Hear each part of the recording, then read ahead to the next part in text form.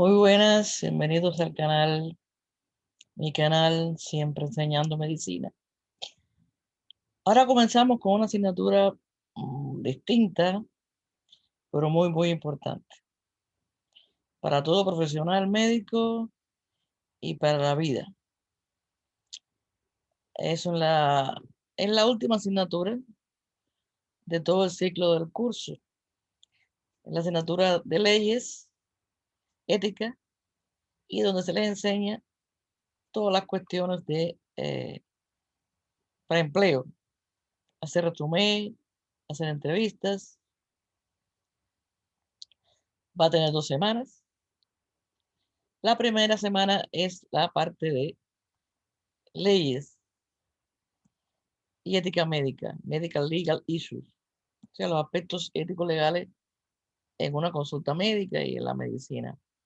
Esta asignatura es difícil en el sentido que eh, tiene palabras, términos nuevos, desconocidos para quien no está relacionado con este tema, pero es muy útil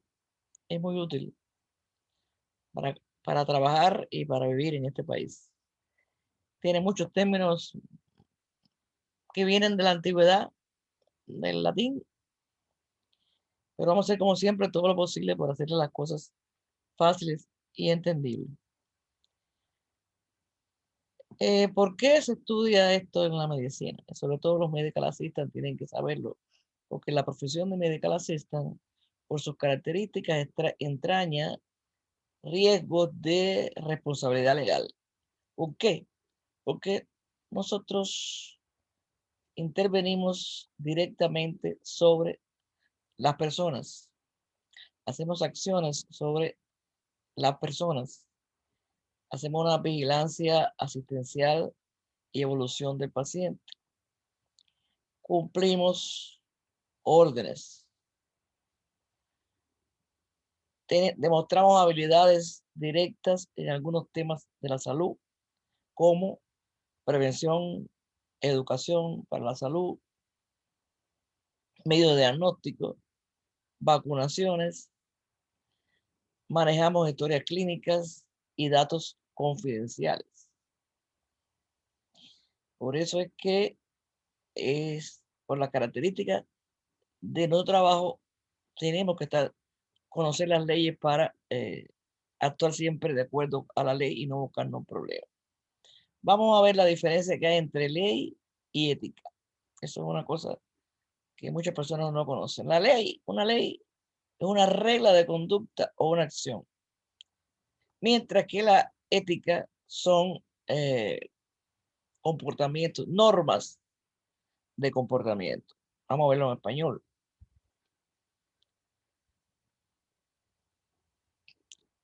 Una ley es una regla de conducta o acción. Los gobiernos promulgan leyes para mantener el orden y para mantener la seguridad pública.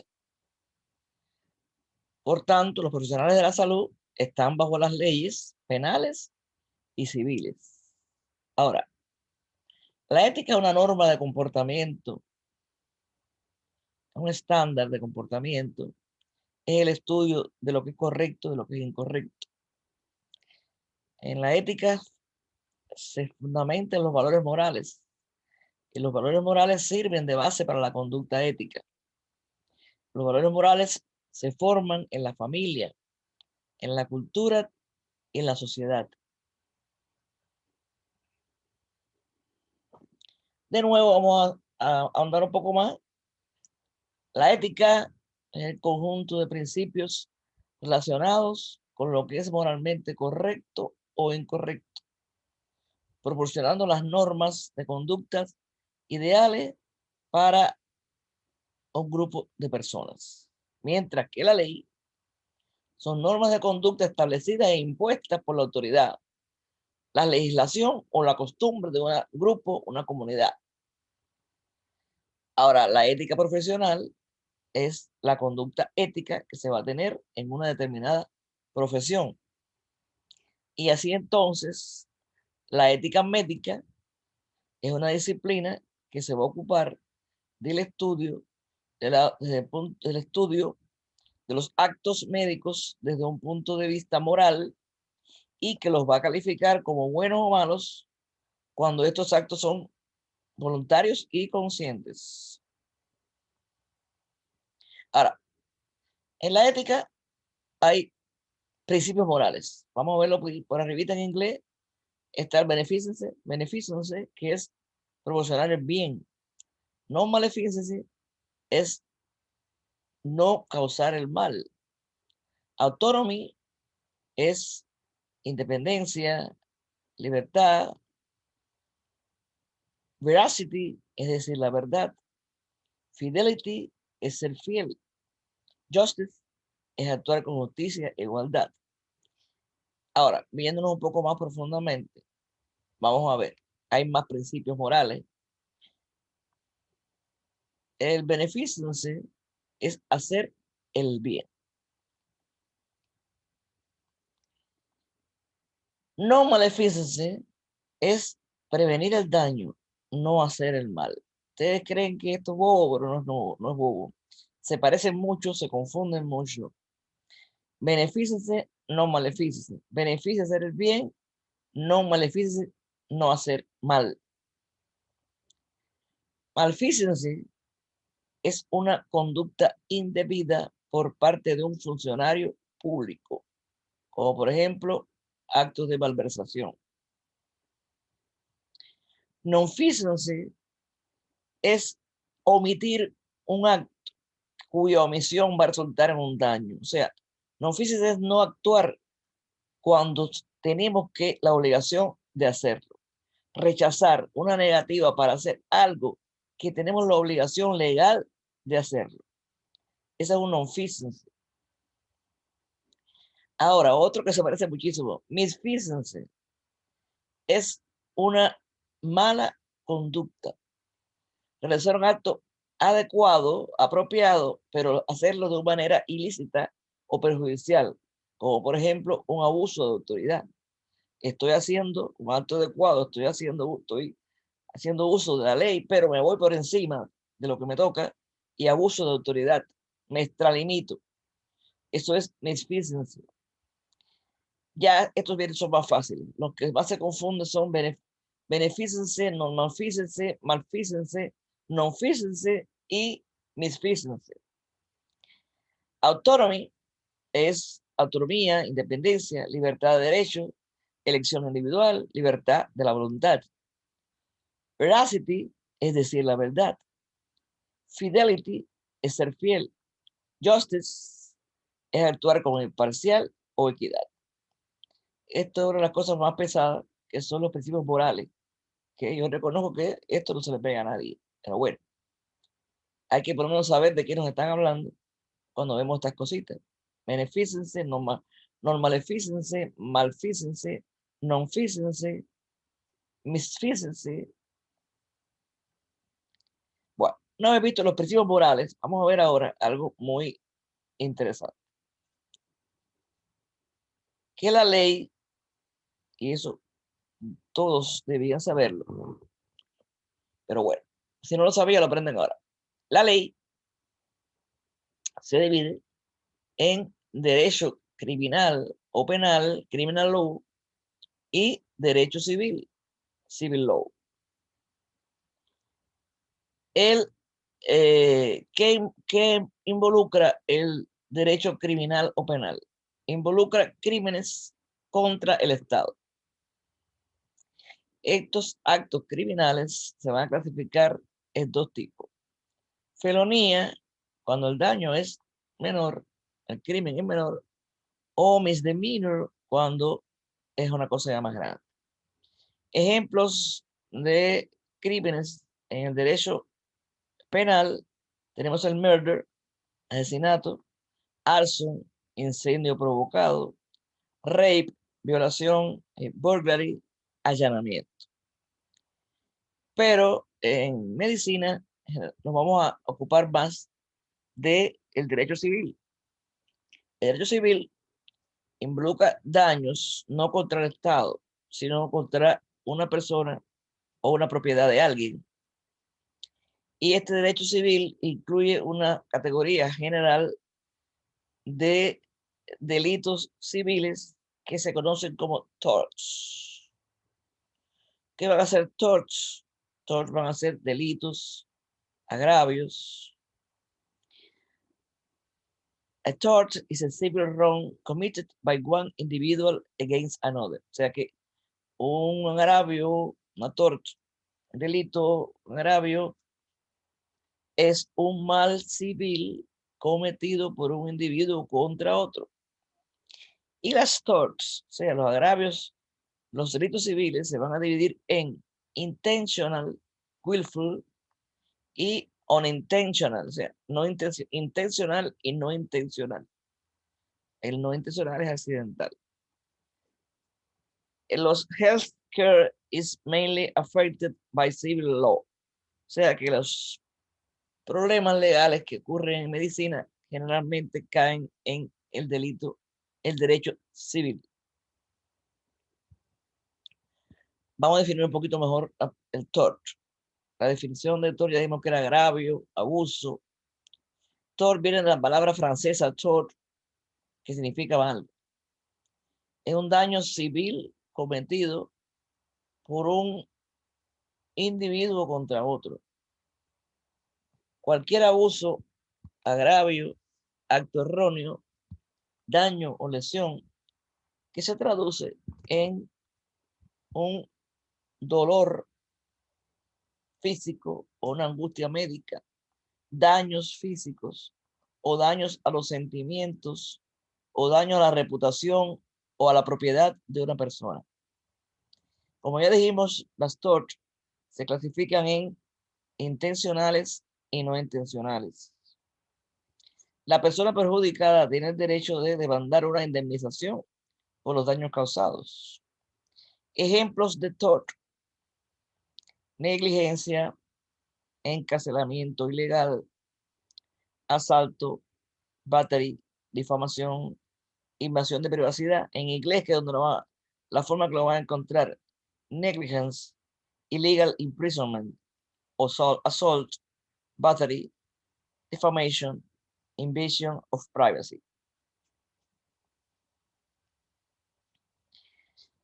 Vamos a ver algunos ejemplos de intentional torts, o sea, con intención, con voluntad, cosas que hicimos con intención: assault, battery, defamation, invasion of privacy y false imprisonment y fraude.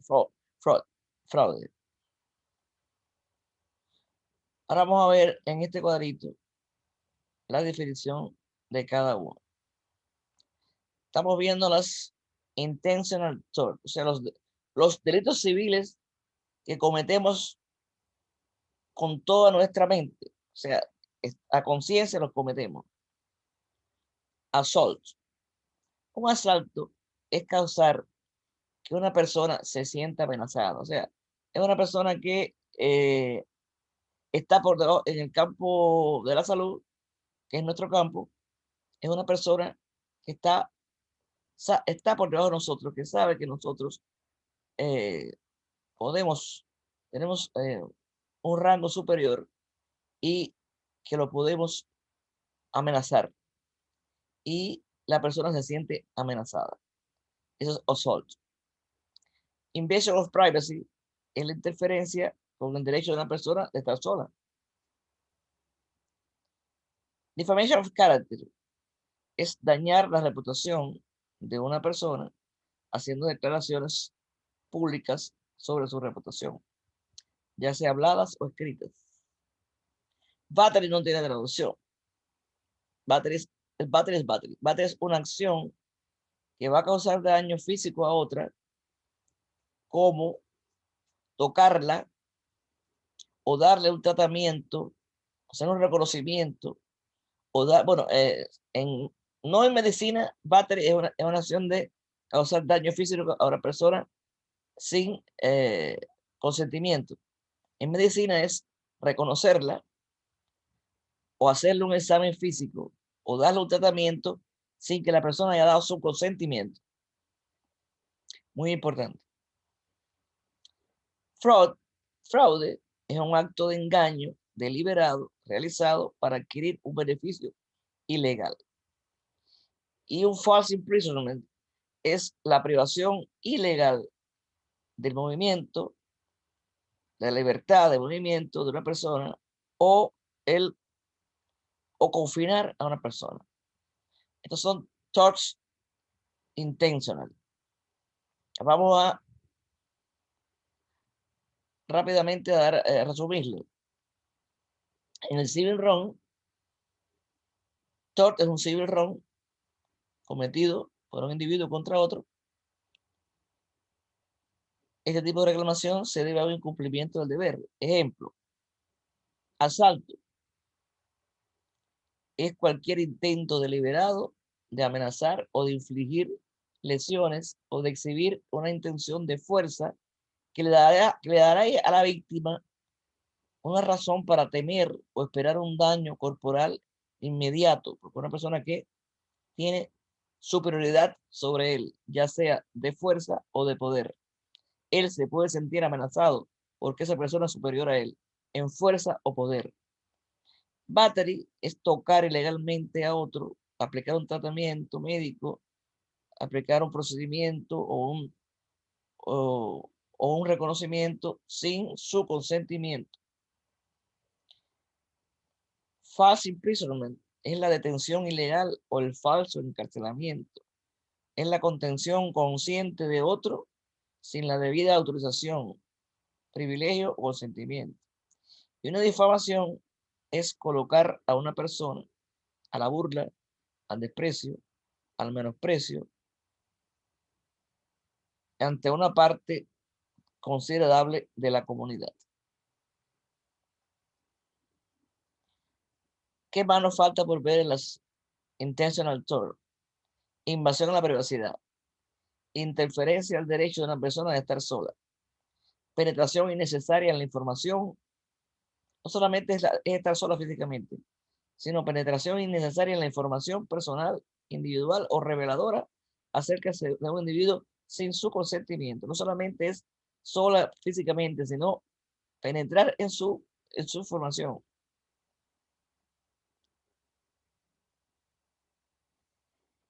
Y una difamación es divulgar información falsa, hablar con dureza, burlas, ridiculizaciones falsas de una persona o una institución, dañar la reputación de una persona o una institución haciendo declaraciones públicas.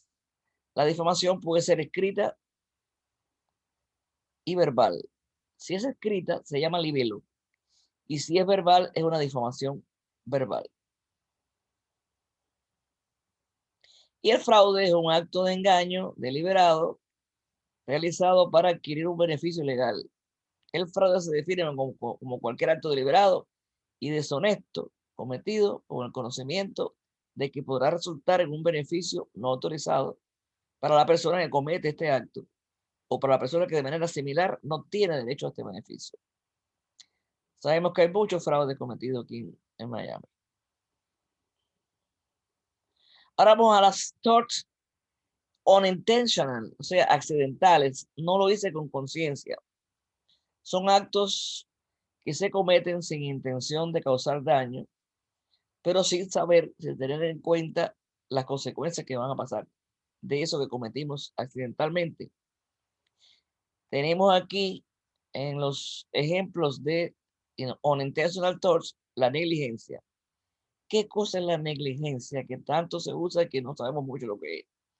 Negligencia es cuando negligencia en el campo médico es cuando los profesionales de la salud fallan en el ejercicio, en el cuidado, cuando están ejercitando el cuidado ordinario de los pacientes y le causan daño porque fallan en este ejercicio. Y la mala práctica es la prestación de un servicio negligente por parte de un profesional. O sea que la negligencia es el acto de fallar en los estándares normales de una profesión médica. Y la mala práctica es cuando esa negligencia la comete un profesional específico. Por ejemplo, vamos a ver. La mala práctica De nuevo para que entiendan mejor. La mala práctica médica es la negligencia profesional, o sea, el acto de fallar cuando lo comete un médico es una mala práctica del médico. Cuando lo comete la enfermera, la negligencia, cuando lo comete la enfermera, es la mala práctica de la enfermera.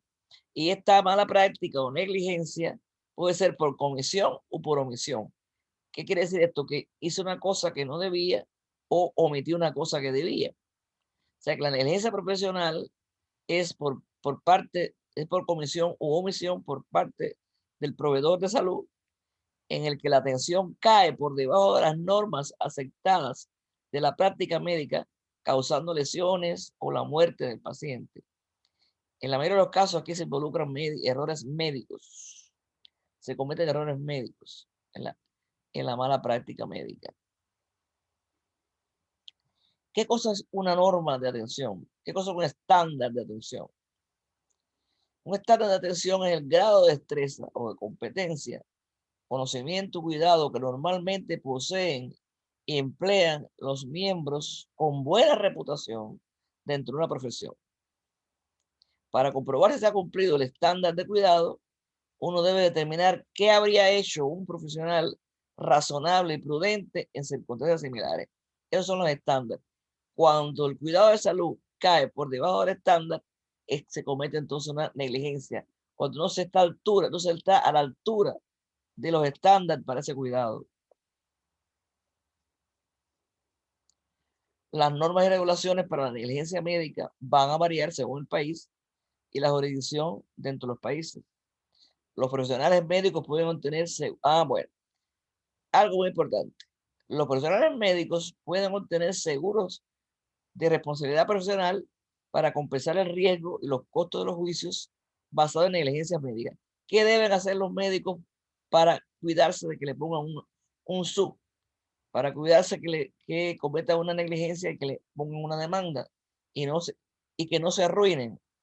Pues lo ideal es pagar seguro, que pague el seguro de responsabilidad profesional, y cuando cometa alguna negligencia, el seguro va a costearle y le va a pagar al paciente por el daño. Pero como los seguros son tan caros, la mayor parte de los médicos no los compran. Por eso cuando usted va a una oficina médica, entre los consent que tiene que firmar, entre los papeles que firman, que nosotros no sabemos lo que firmamos, hay un papel que dice, y además está puesto en la pared, este médico no paga el seguro de mala práctica. ¿Usted está de acuerdo? Cuando lee eso, usted no sabe lo que está leyendo. Pero usted lo que está leyendo es que ese médico no está pagando el seguro de mala práctica. Que por tanto, si comete una negligencia médica, él no tiene seguro. Él tiene que pagarlo de su dinero y la demanda va a ser más fuerte. Entonces, eso es lo que es el seguro de mala práctica. El seguro de responsabilidad profesional, que ante los consejos que usted firma, está firmando que ese médico que está viendo no lo tiene. Usted no le va a pasar nada. Sencillamente que si el médico comete un error, el médico tiene que, y usted gana el pleito, el médico tiene que pagarlo su bolsillo.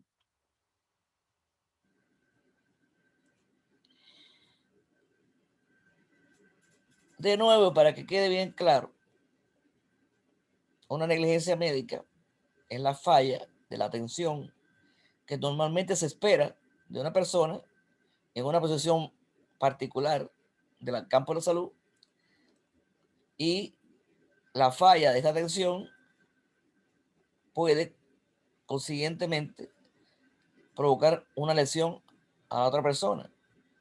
La falta de usar dicha atención, se voy a leer otra vez, es la falla de atención que normalmente se espera de una persona en una posición particular, con la consiguiente lesión a otra persona. La falta de usar dicha atención, como lo usaría un profesional de la salud razonablemente prudente en circunstancias similares. O sea que es la falta de usar la atención como lo usaría un profesional de la salud razonablemente prudente y competente en circunstancias similares. Eso es un estándar. Al caer por debajo del estándar, usted está cometiendo entonces una negligencia médica. Al tratar a un paciente por debajo de los estándares para ese cambio que tiene, para esa posición particular que tiene, está cometiendo entonces una negligencia médica.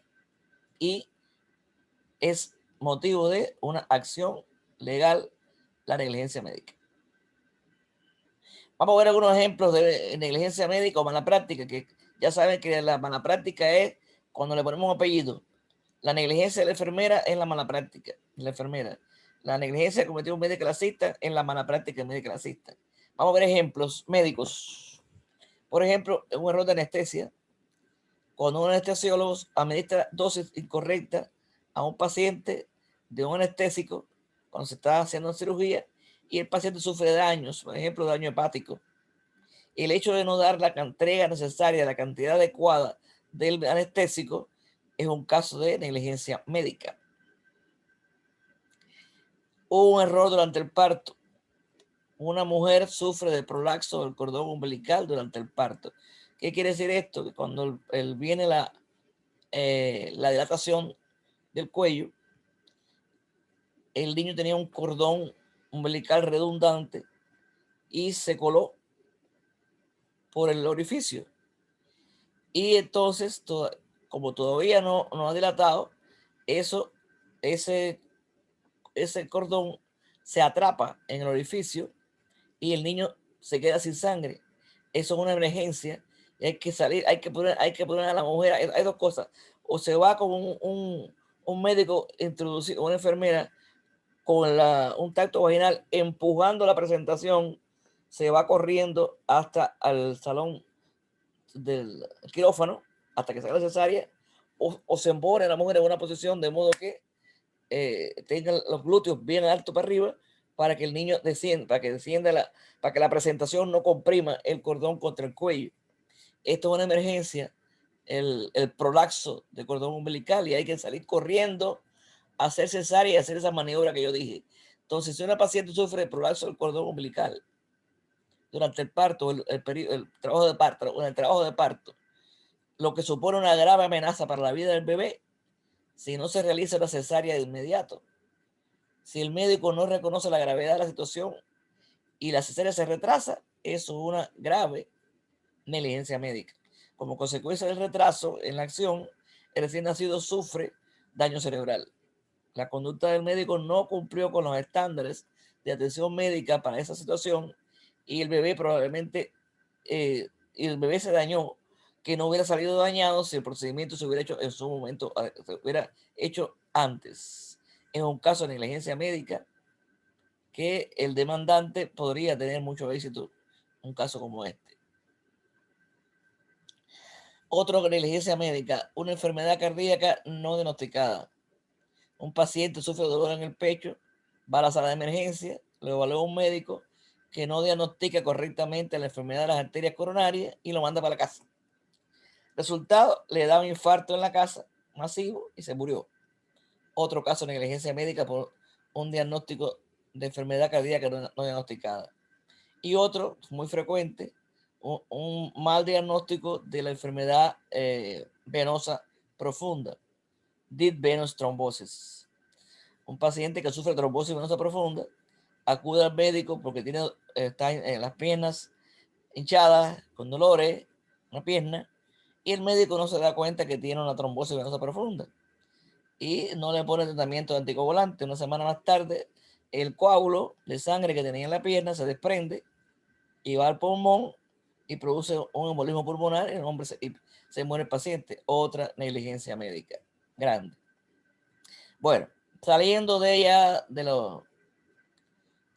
las TARTs, vamos a ver un término en latín que se llama res ipsa loquitur, que quiere decir la evidencia habla por sí misma. La cosa habla por sí sola.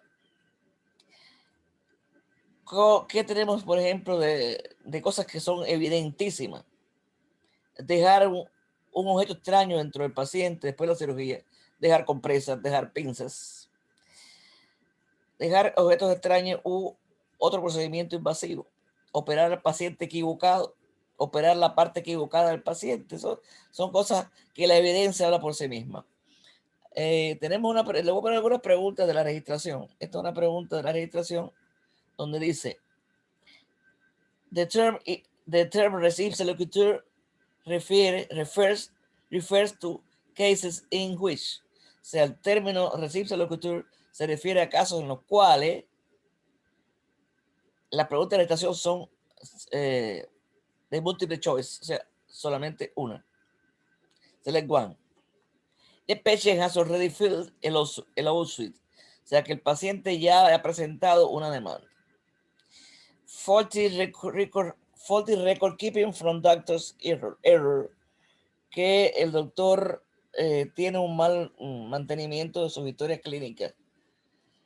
The patient has a previously existing condition.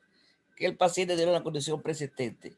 Y que the doctor's mistake is completely obvious. O sea que el fallo del médico es completamente obvio. ¿Cuál de esas será? Resiste el locutor. Esta, el fallo del médico, el error del médico es completamente obvio. Es una receives el locutor. Ahora, ¿qué son los consents? El consent es un permiso que se da. En medicina es muy importante, y en enfermería, y en medical assistant, es muy importante saber lo que es un consent, un consentimiento. Hay varios tipos de consent. Está el consentimiento informado, expresado y firmado. Está el consentimiento implícito y está el consentimiento de niños y adultos incompetentes. Vamos a verlo uno por uno. El consentimiento informado o expresado y firmado. Informado quiere decir expresado. Hay que explicarle al paciente lo que, y el paciente lo lee, lo comprende y lo firma. Este es el permiso concedido voluntariamente por una persona que está en su sano juicio para un reconocimiento o un procedimiento después que él permite que le hagan un reconocimiento o un procedimiento o que le den un medicamento después que el procedimiento y todos los riesgos inherentes le han sido explicados en términos que él pueda entender. Ese es un Informed Express and Signed Consent. Un poquito más de ello. Es un acuerdo de una persona para permitir que algo le suceda basado en la divulgación completa de los hechos. ¿Cuáles son los hechos? Conocimiento de los beneficios, riesgos y alternativas al procedimiento. Este consent se requiere cuando un paciente es sometido a cualquier tipo de procedimiento invasivo. Si el paciente acepta el procedimiento y luego revoca el consentimiento, el médico debe detener el procedimiento.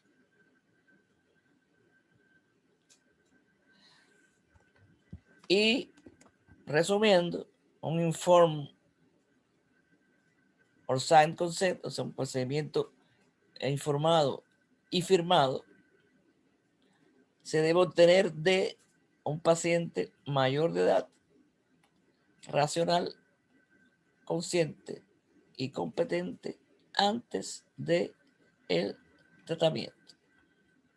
Pero no solamente está el consentimiento informado y expresado, está el consentimiento implícito, que es un consentimiento para un paciente inconsciente, partiendo de que el supuesto de que si él estuviera consciente, él lo aceptaría, partiendo del supuesto de que el paciente consentiría. Esta es la excepción de la doctrina del informe del consentimiento. Esta es la excepción a la doctrina del consentimiento informado. La excepción a la doctrina del consentimiento informado es el paciente inconsciente o de emergencia, basado en el supuesto de que él diría que sí, de que lo salven, de que le hagan los procedimientos. Consentimiento implícito.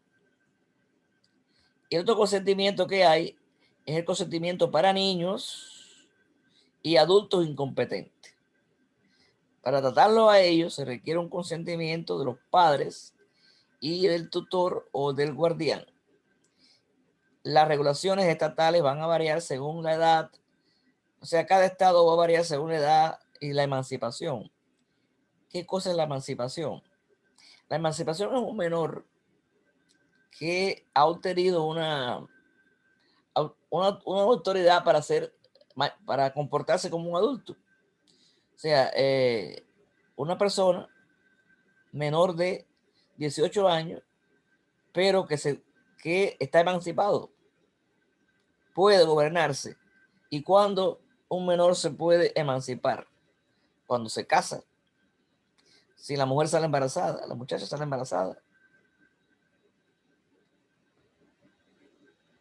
Un miembro, cuando es un hombre es padre, o una mujer es madre, cuando es miembro de las Fuerzas Armadas, cuando se demuestra que es financieramente independiente y que puede vivir lejos de la casa porque tienen cómo mantenerse.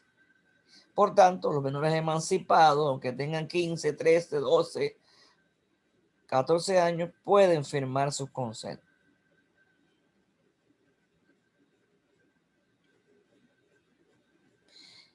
Importantísimo. Mire cómo la estrella se pone chiquita y se agranda. ¿Qué información el médico debe reportar? ¿Qué información el médico tiene obligación de reportar? No importa que no haya consent.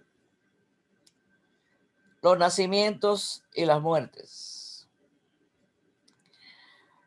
Los abusos, daños causados por violencia debido a armas de fuego, puñaladas, etc. Abuso de droga. Todas las enfermedades comunicables, transmisibles, el SIDA, la tuberculosis, y las enfermedades sexuales transmisibles. Estas cosas son de obligatorio comunicación al Departamento de Salud, a nivel correspondiente del Departamento de Salud.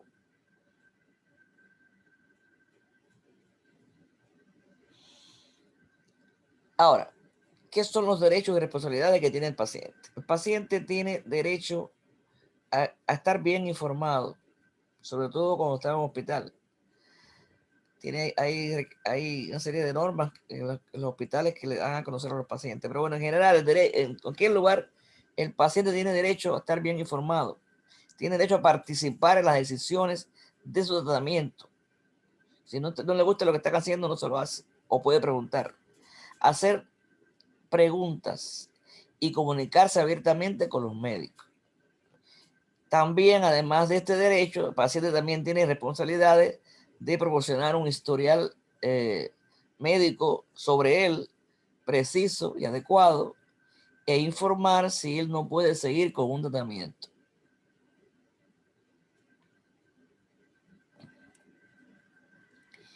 Los hospitales pueden, y de hecho lo hacen, enumerar otras responsabilidades muy específicas que tienen dentro de los hospitales los pacientes, de derechos que tienen dentro de los pacientes. Y ojo, el documento establecido por la American Hospital Association, en el que enumera los principios éticos que protegen al paciente en un hospital, se llama el Patient Bill of Rights. Patient Bill of Rights. Cuando vayan a un cuarto a ver a alguien en un hospital, miren el cuarto o en las paredes y verán el Patient Bill of Rights, y si puede, léanselo. Es importante. Ahora, para finalizar esta clase, le estoy introduciendo al libro donde están las preguntas de la registración. Este libro es el National Accreditation Review de la NAPIUSA, que es la asociación a donde nuestra escuela está conveniada. Está por capítulos, pero ya como ustedes saben, también estas preguntas son muchísimas, están todas en Moodle, en el curso que les expliqué en el audio. Vamos a ver entonces les voy a poner algunas preguntas para que vean cómo es el estilo. Y en leyes es muy importante, salen muchas preguntas de ley en la registración. Son difíciles y por eso es que quiero que la voy a incorporar. Yo siempre las incorporo todas, pero esta vez la voy a incorporar con más fortaleza porque van a haber 3 Oxideware. Son 70 preguntas y las 70 preguntas están distribuidas en los 3 Oxideware que va a haber en 2 semanas. 2 semanas van a tener 3 Oxideware con bastante preguntas, pero es beneficioso para ustedes porque son las preguntas de ley y si ya salen del curso con ella sabida, tienen un gran adelanto. Así que, por favor, esto no es juego, esto es por ustedes, tienen que aprendérsela.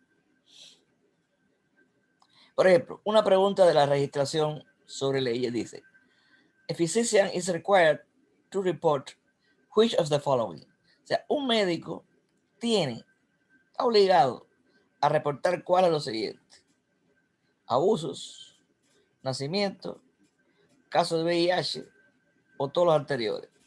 ¿Cuál escogemos? Abusos, nacimientos, casos de VIH y todo. Yo creo que es todo. ¿Qué ustedes creen? Exacto, es toda. Seguimos. Otra pregunta: la registración de leyes. Un médico informa de un caso de síndrome de inmunodeficiencia al Estado.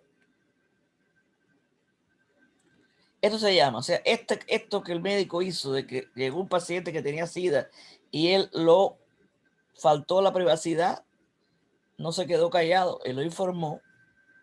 Esto es una negligencia, esto es incumplimiento del contrato, esto es un deber público del médico, o esto es una falta de confidencialidad porque informó una cosa que debe ser privada del paciente. ¿Qué ustedes creen? Bueno, esto es un deber público del médico. Los casos de enfermedades transmisibles hay que comunicar, sobre todo el SIDA, tuberculosis. Ahora, negligencia en la profesión médica se llama tort, assault, malpractice o battery. Evidentemente que la negligencia cometida por un personal de la salud es una mala práctica. Dice que al realizar un tratamiento sin el consentimiento informado a un paciente, el médico corre el riesgo de una demanda por ruptura del contrato. En la práctica médica capitalista, la relación que hay entre paciente y médico es contrato. O sea, si el médico le hace un tratamiento a un paciente sin que el paciente haya firmado un consent, está rompiendo el contrato, está haciendo una negligencia, lo está difamando o está cometiendo una battery. Battery es dar un tratamiento, un reconocimiento o un reconocimiento, tratamiento o procedimiento sin firmar consent. Por tanto, la respuesta es la última. ¿En cuál caso la historia clínica de un menor se puede liberar? O sea, ¿cuándo se puede liberar la historia clínica de un menor? Cuando un compañero médico, un colega, llamó a la oficina para pedir que le mande la historia clínica. Cuando un papá con la custodia legal firmó un consent de liberación. Cuando la compañía de seguro pidió que le dé la historia clínica. O cuando el paciente, que es un menor, firmó una forma legal. ¿Cuál de ellas es la verdad? ¿En cuál caso de eso se puede liberar la historia clínica de un menor? Evidentemente que ni el médico compañero, que ni la compañía de seguro, que ni el menor firmando. Aquí, como único se puede liberar la historia clínica es con el padre que tiene la custodia legal, ha firmado un consent. Otra pregunta de la registración. La naturaleza jurídica de la relación médico-paciente es un contrato, una parte privada, una asociación profesional, un quid pro quo. Un quid pro quo en latín es te hago una cosa, te hago un favor y te compenso después. O sea, compensación, un favor por otro. La naturaleza legal de la medicina privada es un contrato.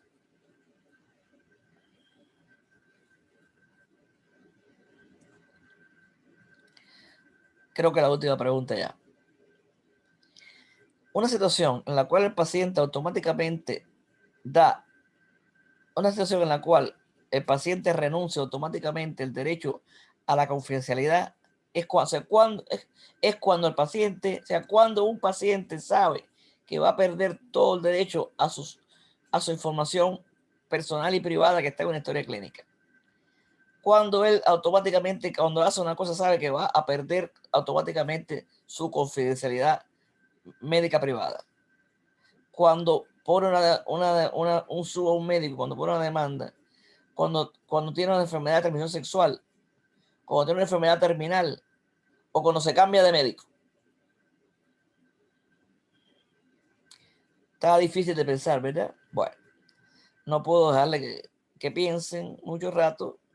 Van a pensar cuando estén solos después, pero cuando uno pierde automáticamente toda la privacidad que tiene en su información es cuando se decide a demandar al médico, porque ahí salen todos los trapos sucios de todo el mundo. Cuando se demanda al médico, el paciente automáticamente pierde el derecho a su confidencialidad médica. Hay más. Una decisión quirúrgica se vuelve a abrir después que el paciente comienza a mostrar signos de hemorragia interna y se descubre que el cirujano no cerró completamente todos los capilares en el sitio operatorio. Esto se llama, un médico operó, cerró, y después que cerró, el paciente sangró, siguió sangrando internamente y tuvo una hemorragia interna. ¿Qué tipo de problema, qué tipo de acusación se le puede hacer a este médico? Delayed treatment, o sea, un retraso en el tratamiento. Poor patient healing, el paciente tiene un problema en la curación, tiene el paciente problemas de cicatrización, una mala práctica, o un postoperatorio, cuidado postoperatorio inadecuado. ¿Qué les parece? ¿Cuál de estas cuatro cosas, por cuál de estas cuatro cosas se puede demandar a este médico? Evidentemente que una mala práctica, porque él no hizo una hemostasia adecuada de los vasos sanguíneos en la operación.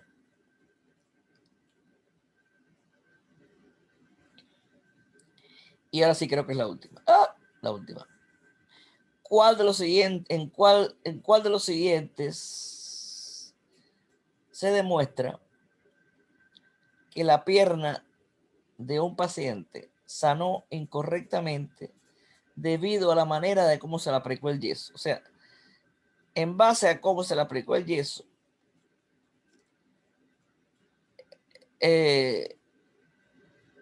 la pierna del paciente no curó bien. O sea, le pusieron un yeso incorrectamente puesto y eso tuvo como consecuencia que la pierna la soldadura fue mala. ¿Esto qué será? Causa indirecta. Posible causa. Causa accidental o una causa directa. Si el que le puso el yeso se lo puso mal, tuvo una causa directa de que la persona, esa pierna, haya sanado, o sea, haya cicatrizado o lo que sea, cicatrizado o soldado el hueso incorrectamente, es una causa directa. Uy, como le puse cosas. La responsabilidad del médico por la ruptura del contrato. O sea, el médico rompió el contrato con el paciente. La responsabilidad del médico por haber roto el contrato, ¿qué será? Un fallo en el cumplimiento de un acuerdo comprometido, una negligencia, un acto de ética médica o una ley constitucional. Si el médico no cumplió con algo que tenía que hacer el paciente, eso sencilla y llanamente es un fallo en el cumplimiento del acuerdo prometido. Y así son las preguntas de la legislación. Son 70. Para que pueda ocurrir las 70, le puse 3 usos de Word en esta asignatura. Espero que esta clase de leyes les haya motivado. Las leyes son muy importantes para el trabajo y para su vida futura. Ya saben dónde encontrarme en el chat y como siempre, que les haya servido de utilidad este conocimiento. Seguimos pronto con más leyes.